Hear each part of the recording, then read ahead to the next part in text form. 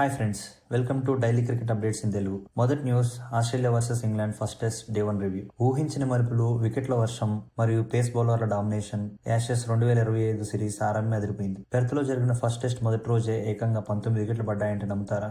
బ్యాస్ ball ఆడతామని వచ్చిన England కుప్పకూలిపోతే మేం తక్కువ తిన్నామా అంటూ ఆస్ట్రేలియాకు టాప్ ఆర్డర్ కోల్పోయింది. టాస్ గెలిచిన England captain Ben Stokes batting ఎంచుకున్నాడు. పెర్త్ పిచ్ మీద గ్రీన్ గ్రాస్ ఉన్న బ్యాటింగ్ తీసుకోవడం సాహసమని చెప్పాలి. కానీ స్టార్ట్ అయ్యి అవగానే ఆస్ట్రేలియా పేసర్ మిచెల్ స్టార్క్ నిప్పులు చెరిగాడు. ఆకాశం నుండి పిడుగులు పడుతున్నట్లుగా బౌన్సర్స్, యార్కర్స్ తో చెలరేగి బౌలింగ్ చేశాడు. మొదటి ఓవర్లోనే జాక్రాలే డకౌట్, ఆ వెంటనే జో రూట్ కూడా డకౌట్. కేవలం 39 రన్స్ కే 3 వికెట్లు కోల్పోయి ఇంగ్లాండ్ కష్టాల్లో పడింది. ఆ తర్వాత హ్యారీ బ్రూక్ 52 మరియు ఆలీ పోప్ 46 కాసేపు కౌంటర్ అటాక్ ఇచ్చారు. స్కోర్ 150 దాకా వెళ్ళింది. అంతా సెట్ అనుకున్న టైంలో మళ్లీ స్టార్క్ మ్యాజిక్ మొదలైంది. ఇంగ్లాండ్ తమ చివరి 6 వికెట్లు కేవలం 12 పరుగుల తేడాతో కోల్పోయింది. ఫైనల్ గా ఇంగ్లాండ్ 172 రన్స్ కి ఆల్అౌట్ అయింది. కేవలం 32 ఓవర్లలో ఇన్నింగ్స్ ముగిసింది. అంటే ఆస్ట్రేలియా బౌలింగ్ ఏ రేంజ్ లో ఉందో అర్థం చేసుకోవచ్చు. ఈ రోజు హీరో మాత్రం ఖచ్చితంగా మిచెల్ స్టార్క్ నే. టీంలో మెయిన్ బౌలర్లు ప్యాట్ కమిన్స్, హెజల్వుడ్ లేరు. కెప్టెన్సీ బాధ్యత స్టీవ్ స్మిత్ ఉంది. ఇలాంటి టైంలో స్టార్క్ ఒక సీనియర్ బౌలర్ గా బాధ్యత తీసుకున్నాడు. ఈ రోజు స్టార్క్ బౌలింగ్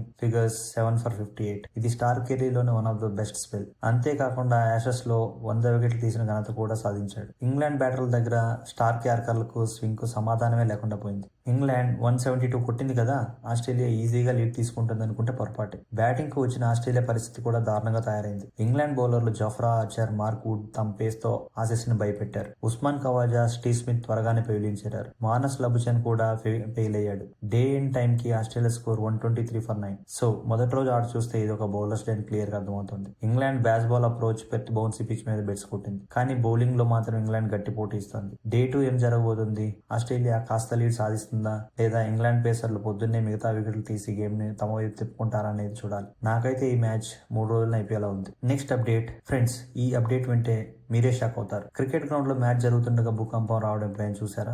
ఈ రోజు బంగ్లాదేశ్ లో సరిగ్గా అదే జరిగింది. వివరాల్లోకి వెళ్తే మీర్పూర్ లో బంగ్లాదేశ్ మరియు ఐర్లాండ్ మధ్య జరుగుతున్న సెకండ్ టెస్ట్ మ్యాచ్ 3వ రోజు ఆట సాగుతోంది. ఐర్లాండ్ బ్యాటర్లు క్రీజ్ లో ఉన్నారు. ఉదయం సుమారు 10 గంటల టైంలో సడన్ గా స్టేడియం మొత్తం ఊగిపోయింది. రిక్టర్ స్కేల్ పై దీని తీవ్రత 5.7 గా రికార్డ్ అయింది. లైవ్ మ్యాచ్ చూస్తున్న వాళ్ళకి కెమెరా యాంగిల్ షేక్ అవడం క్లియర్ గా కనిపించింది. గ్రౌండ్ లో ఉన్న ప్లేయర్స్ ఒక్కసారిగా పానిక్ అయ్యారు. ఏం జరుగుతుందో అర్థం కాక సేఫ్టీ కోసం అందరూ గ్రౌండ్ సెంటర్ లోకి పరుగులు తీశారు. కామెంటేటర్స్ కూడా బాక్స్ లో ప్రకంపనలు ఫీల్ అయ్యారట. అది వాళ్ళే కామెంటరీలు క్లియర్ గా మెన్షన్ చేశారు. డ్రెస్సింగ్ రూమ్ లో ఉన్న ఐర్లాండ్ ప్లేయర్స్ భయంతో గ్రౌండ్ లోకి పరిగెత్తారు. స్టేడియం లో ఉన్న ఫ్యాన్స్ ఒకేసారి అరవడం లైవ్ టెలికాస్ట్ లో క్లియర్ గా వినపడింది. ముష్ఫికర్ రహీం తన ఫ్యామిలీ ఎలా ఉందో కాల్ చేసి కనుక్కోమని కోచింగ్ స్టాఫ్ కి సైగ చేస్తూ ఉండడం కూడా లైవ్ టీవీలో కనపడింది. వెంటనే అంపైర్లు మ్యాచ్ నిలిపేశారు. గ్రౌండ్ స్టాఫ్ మరియు అఫీషియల్స్ అంతా చెక్ చేశాక ఎవరికి ఏ ప్రమాదం లేదని నిర్ధారించుకుని కాసేపటి తర్వాత మ్యాచ్ ని మళ్ళీ స్టార్ట్ చేశారు. సాధారణంగా వర్షం పడితే మ్యాచ్ ఆగుతుంది, కానీ ఇలా భూకంపం వల్ల మ్యాచ్ అయిపోవడం అనేది క్రికెట్ హిస్టరీలో చాలా రేర్ ఇన్సిడెంట్ అని చెప్పొచ్చు. దీని విజువల్స్ ఇప్పుడు సోషల్ మీడియాలో వైరల్ అవుతున్నాయి. ఇక next update, KL Rahul on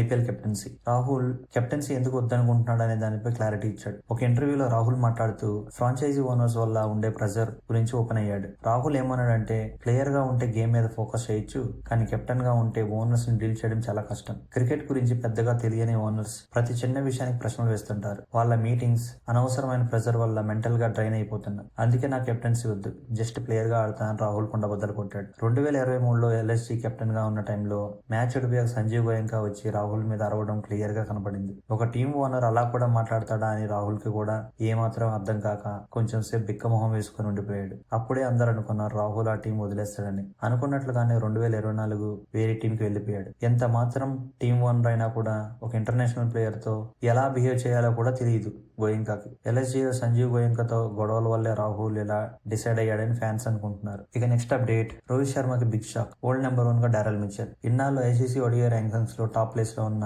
మన hit man super hero Rohit Sharma ఇప్పుడు తన నెంబర్ 1 స్థానాన్ని కోల్పోయాడు. అవును, రోహిత్ ని వెనక్కి నెట్టి New Zealand star batter Daryl Mitchell world number 1 batter గా చరిత్ర సృష్టించాడు. రీసెంట్ గా వెస్టిండీస్ తో జరిగిన మ్యాచ్ లో డారెల్ మిచెల్ అద్భుతమైన సెంచరీ కొట్టి ఒక ఇన్నింగ్స్ లో అతని రేటింగ్ పాయింట్స్ భారీగా పెరిగాయి. ప్రస్తుతం ఉన్న రేటింగ్స్ చూస్తే డారెల్ మిచెల్ 782 పాయింట్లతో నెంబర్ 1 స్థానంలో ఉన్నాడు. రోహిత్ శర్మ 781 పాయింట్స్ తో నెంబర్ 2 స్థానం పడిపోయాడు. కేవలం 1 పాయింట్ తేడాతోనే రోహిత్ టాప్ ప్లేస్ ని మిస్ అయ్యాడు. ఇక్కడ ఇంకో ఇంట్రెస్టింగ్ విషయం ఏంటంటే, న్యూజిలాండ్ చరిత్రలో ODI నెంబర్ 1 ర్యాంక్ సాధించిన 2వ ప్లేయర్ డారెల్ మిచెల్. దీనికి ముందు 1979లో అంటే 46 ఏళ్ల క్రితం క్రితం గ్లెన్ టర్నర్ అనే ఆటగాడు మాత్రమే ఈ ఘనత సాధించాడు. కేన్ విలియమ్సన్, రాస్ టేలర్ లాంటి లెజెండ్స్ కూడా నెంబర్ 1 స్థానానికి రాలేదు. ఇక డిసెంబర్ 30 నుండి సౌత్ ఆఫ్రికాతో స్టార్ట్ అవబోయే ODI సిరీస్ లో రోహిత్ మళ్ళీ ఒక మంచి ఇన్నింగ్స్ ఆడితే చాలు. 1 పాయింట్ తేడాని కవర్ చేసి మళ్ళీ కింగ్ లాగా టాప్ లోకి వస్తాడు. అలాగే రోహిత్ తో పాటు ఇండియా నుండి గిల్ మరియు కోహ్లీ కూడా టాప్ 10 లో ఉన్నారు. ఇవి ఇవాల్టి అప్డేట్స్. మళ్ళీ మరో రోజు కలుసుకుందాం.